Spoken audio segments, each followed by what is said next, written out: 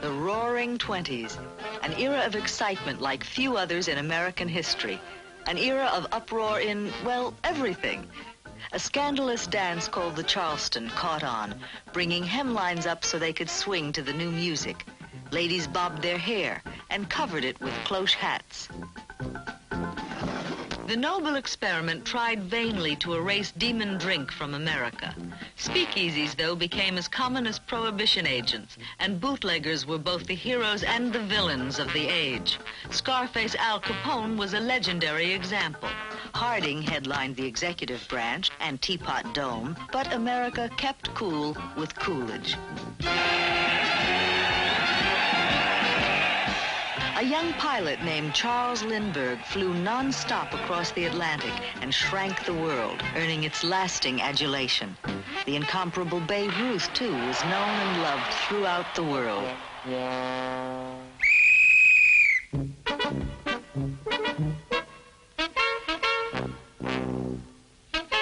Perhaps the grandest star of the era was the automobile.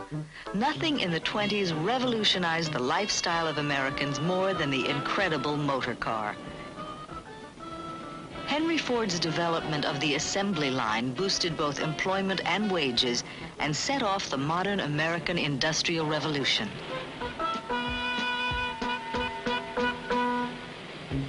Everywhere, more and more people went to work in factories, turning out products by the hundreds of millions.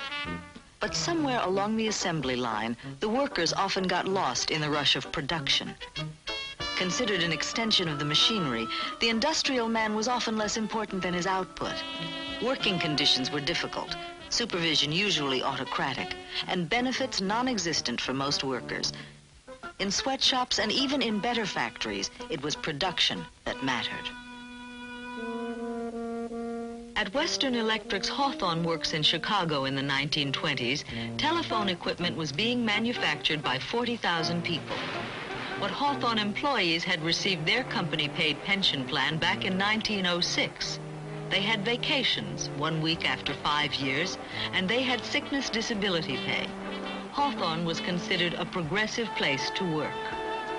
Those who worked at Hawthorne really respected in the neighborhoods. It was considered quite a privilege to be working here.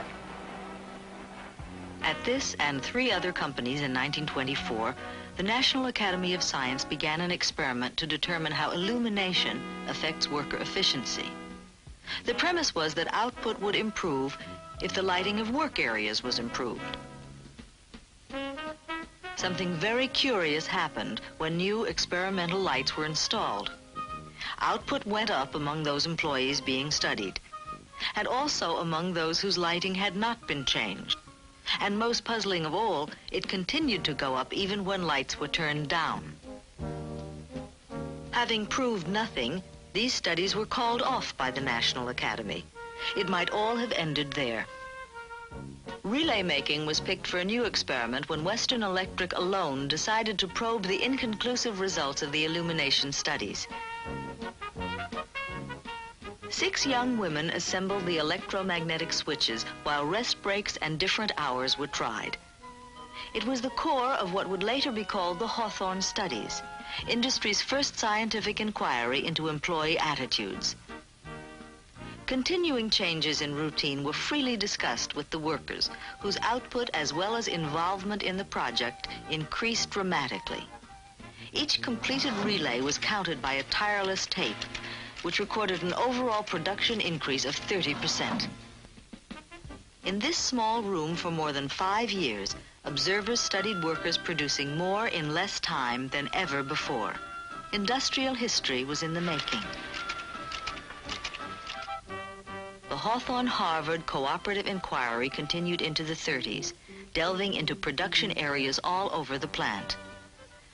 When the early returns from the relay room began to be understood, the investigators felt the attitudes of other workers ought to be explored. They began industry's first formal employee interviewing program. Some 20,000 Hawthorne people aired their feelings about their jobs, their supervisors, their working conditions, about anything and everything. In other experiments, investigators found the first clues to the social organization of people at work, an organization that seemed to have as much or even more impact on output than anything management did. Though not all the results were as dramatic as the relay room, in general, output increased wherever these tests were tried. The investigators found industry had never tapped the workers' real worth and sent the massive proof back to Harvard for compilation. The point of view which gradually emerged from the studies was to regard a business organization as a social system. Everyone knows that people are important in business, but a way of thinking which allowed the satisfactions and dissatisfactions of workers to be thought about in relationship to output and productivity, and to allow new studies and new actions to be taken, had not been available before. This is the real contribution of the Hawthorne Studies.